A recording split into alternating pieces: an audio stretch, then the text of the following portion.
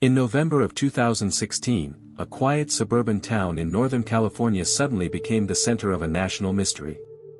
The town was Redding, a peaceful community surrounded by mountains, forests, and small neighborhoods where people often felt safe leaving their doors unlocked. Life in Redding was normally calm and predictable. Families went to work, children went to school, and most people knew their neighbors. But on the afternoon of November 2, 2016, something happened that would shock the entire country. A woman named Sherri Papini suddenly disappeared. Sherri Papini was a 34-year-old mother of two. She lived with her husband, Keith Papini, and their young children in a quiet residential neighborhood. From the outside, the family seemed completely ordinary.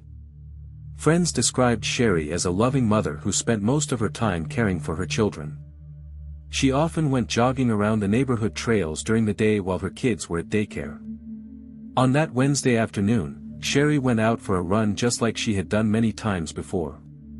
But this time, she never came home. When Keith Papini returned from work later that evening, he immediately noticed something strange.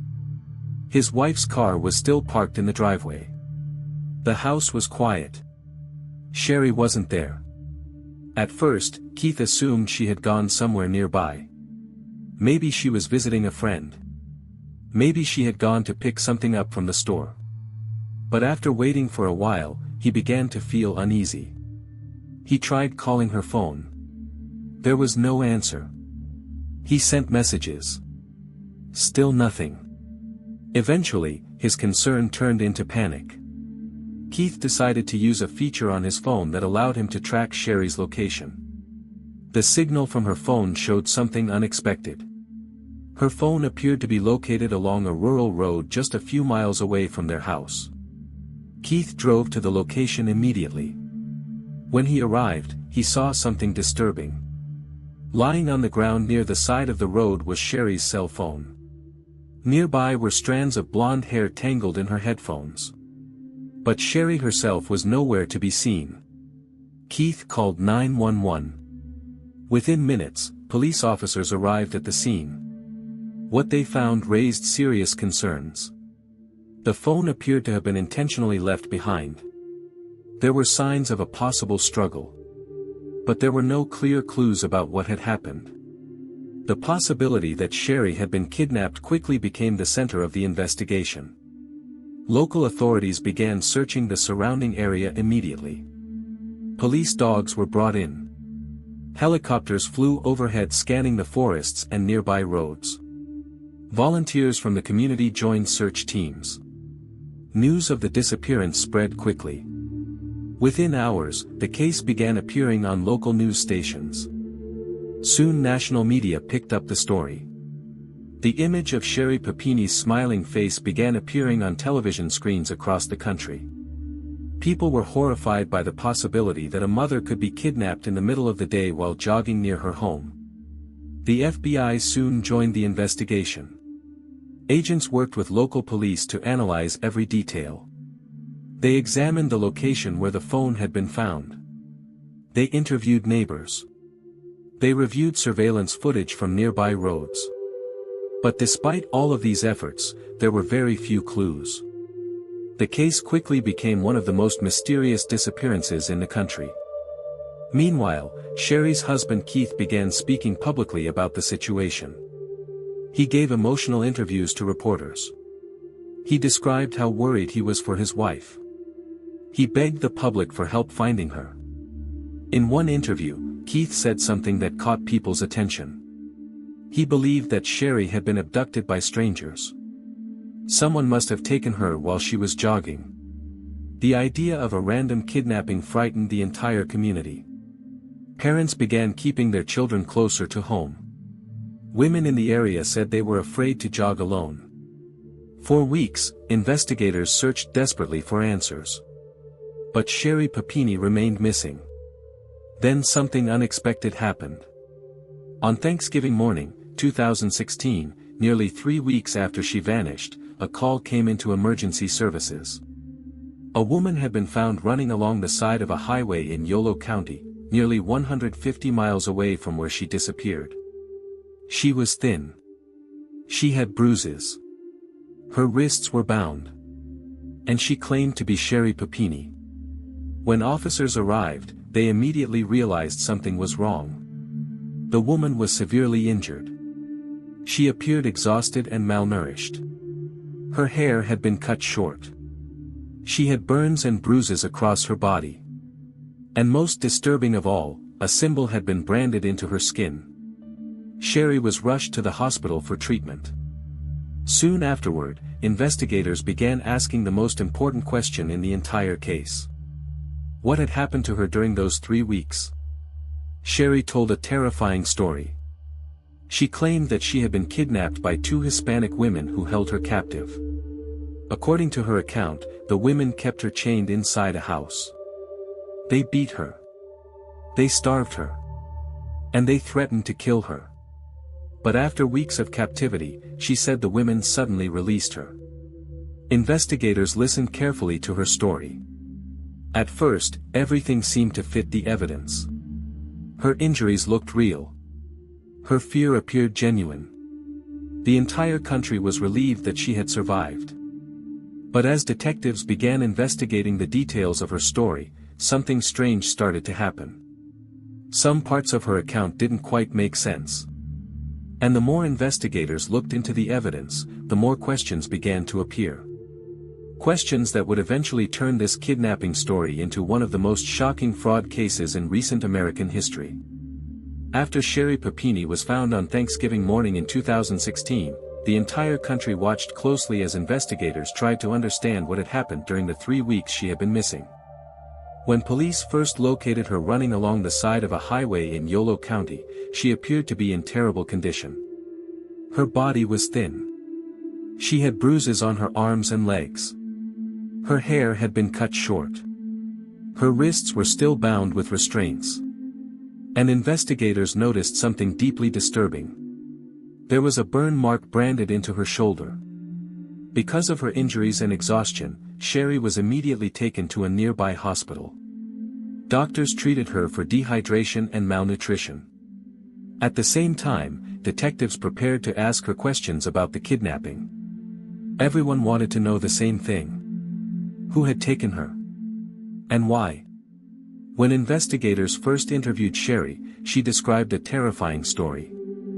She said that 2 women had abducted her while she was jogging near her home. According to her account, the women pulled up in a dark-colored SUV and forced her into the vehicle at gunpoint. She said they covered her head and drove for hours. Eventually they brought her into a house where she was held captive. Sherri told investigators that the women spoke Spanish to each other. She said they kept her chained inside a small room. Sometimes they beat her. Sometimes they starved her. She claimed they rarely allowed her to see outside. Most of the time she had a bag over her head so she could not identify the location. According to Sherri, the women told her that she was going to be sold to someone else. She said she was terrified every moment she was there. Investigators listened carefully as she described the weeks she spent in captivity. Some parts of the story seemed believable. Her injuries appeared consistent with abuse. The branding on her skin looked real. And her emotional reaction seemed genuine. But as detectives continued asking questions, they began noticing inconsistencies. Certain details of her story kept changing. At times she could not clearly describe the house where she had been held. She could not explain how she escaped. And some parts of the timeline did not make sense. Meanwhile, investigators were also working to verify her claims. They began searching for the 2 women she had described. Police released sketches based on her description. According to Sherri, both women were Hispanic. One was older. The other was younger. The FBI began analyzing surveillance footage from roads and highways. They hoped to find evidence of the vehicle she described. But the investigation quickly ran into problems. No cameras showed a vehicle matching her description near the location where she disappeared. No witnesses reported seeing the kidnapping. And despite weeks of searching, police could not find any house matching the location she described. Still, investigators continued working the case. They believed the kidnappers could still be out there. At the same time, Sherri Papini's story continued spreading across the country. Media outlets reported her survival as a miracle. People called her brave. Her family appeared on television expressing relief that she was alive. Donations poured in to support the family. Many people believed she had survived a terrifying crime.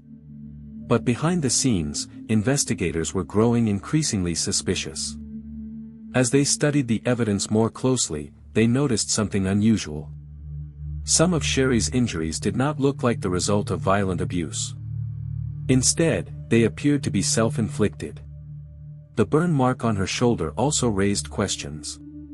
The branding did not appear professional or deliberate in the way traffickers typically mark victims. It looked more random. Another important clue came from Sherri's phone records. Before she disappeared, investigators discovered that she had been communicating with someone. But it was not a stranger. It was a man from her past. When detectives dug deeper into her background, they learned that Sherri had once been engaged to another man years earlier. His name was James Reyes. At first, this detail seemed unrelated. But as investigators reviewed the phone records, they discovered something shocking. In the weeks before her disappearance, Sherri had been secretly exchanging messages with Reyes. The conversations were frequent. And some of them suggested that the two might have been planning to meet.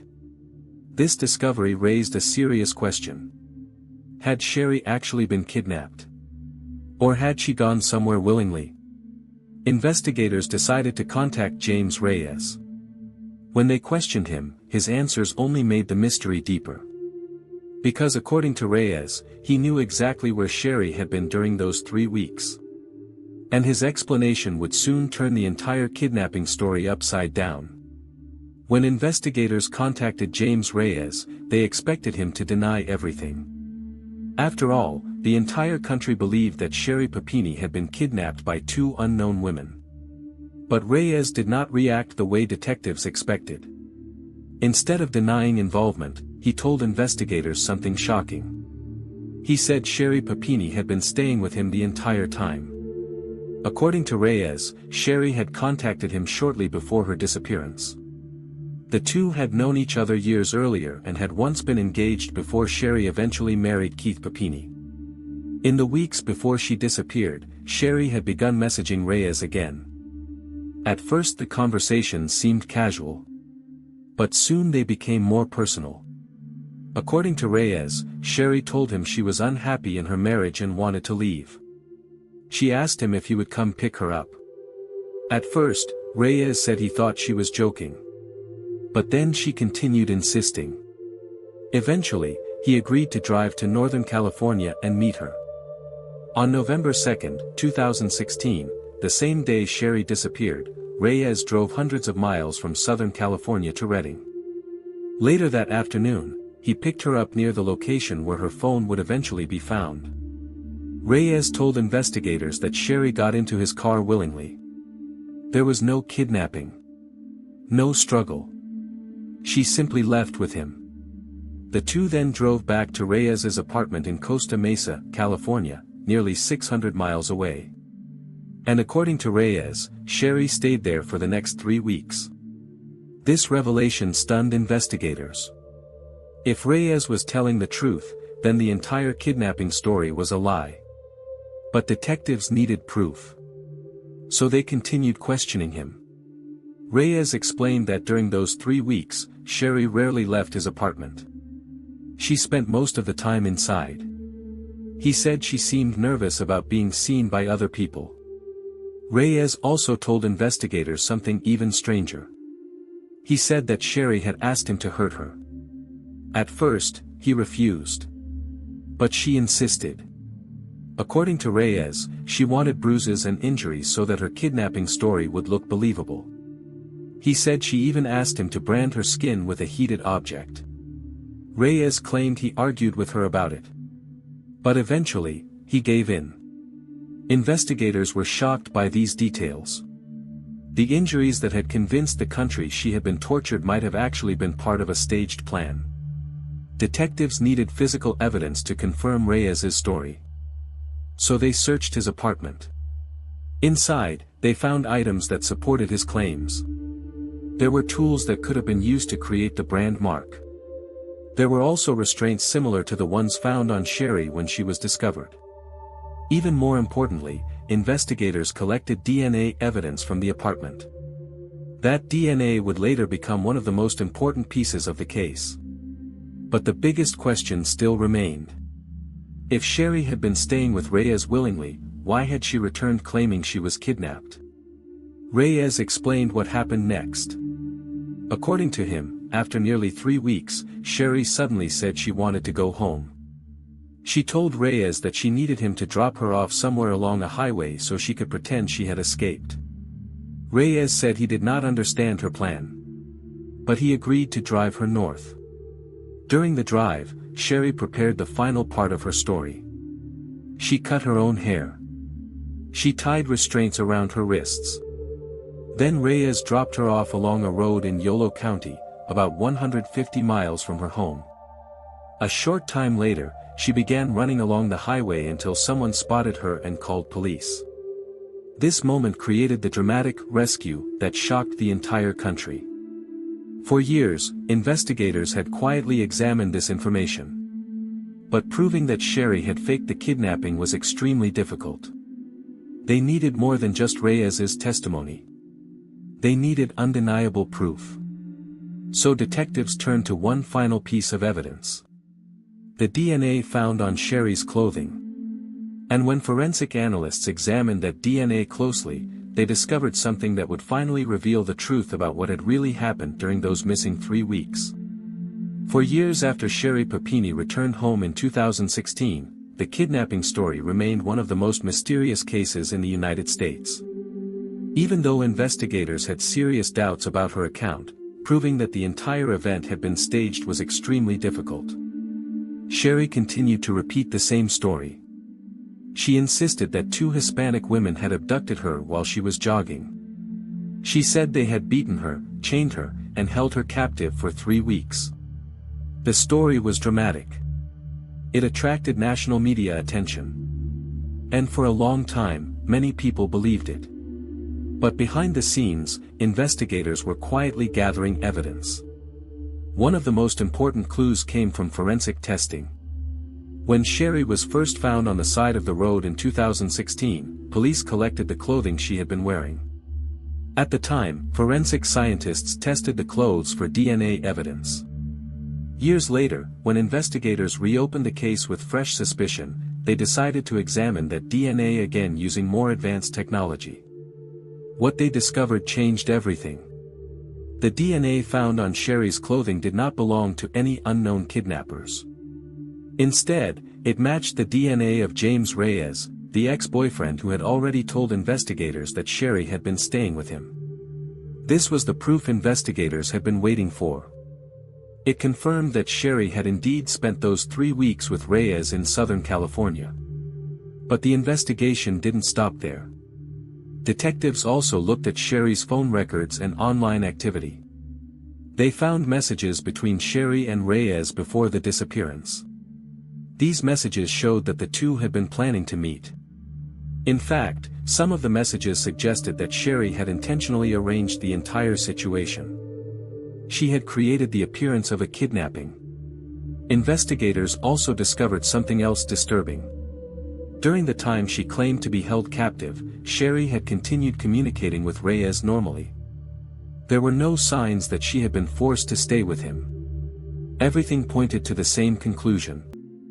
The kidnapping had never happened. For years, Sherri Papini had allowed investigators to search for imaginary kidnappers. Law enforcement had spent thousands of hours investigating a crime that never occurred. The FBI had been involved. Search teams had spent days looking for suspects. Millions of dollars had been used during the investigation. All of it based on a story that had been fabricated. Finally, in 2022, federal authorities decided to take action. Sherri Papini was arrested and charged with making false statements to federal agents and committing mail fraud. The mail fraud charge was connected to money she had received while claiming to be a kidnapping victim. During the years following her return, Sherri had received financial assistance through a victim compensation program. Authorities stated that she had collected more than $30,000 through these claims. When Sherri appeared in court, the truth of the case finally became public. Prosecutors revealed the full story. They explained how she had secretly contacted Reyes. They described how she had stayed with him voluntarily. They showed how she had asked him to injure her to make the story believable. The courtroom listened as the details of the investigation were presented. For many people, the case was shocking. For years, Sherri had been seen as a survivor of a violent crime. But the evidence revealed something very different. Eventually, Sherri Papini agreed to plead guilty. In 2022, she admitted that the kidnapping story had been a lie. She admitted that she had made false statements to federal investigators. And she admitted that the entire event had been staged. Later that year, a judge sentenced her to 18 months in federal prison. In addition, she was ordered to repay more than $300,000 to cover the cost of the investigation and the funds she had received. The case quickly became one of the most unusual fraud cases in recent American history. What had once appeared to be a terrifying kidnapping turned out to be an elaborate deception. For the investigators who had worked the case, the conclusion brought mixed emotions. On one hand, they were relieved to finally uncover the truth. On the other hand, they had spent years searching for criminals who never existed. The Sherri Papini case became a reminder of how complicated investigations can become when false information enters the system. And for many people who followed the story, it left one lasting lesson. Sometimes the most shocking crime stories are not about what criminals do to others, but about the lies people are willing to tell to create a story that never actually happened.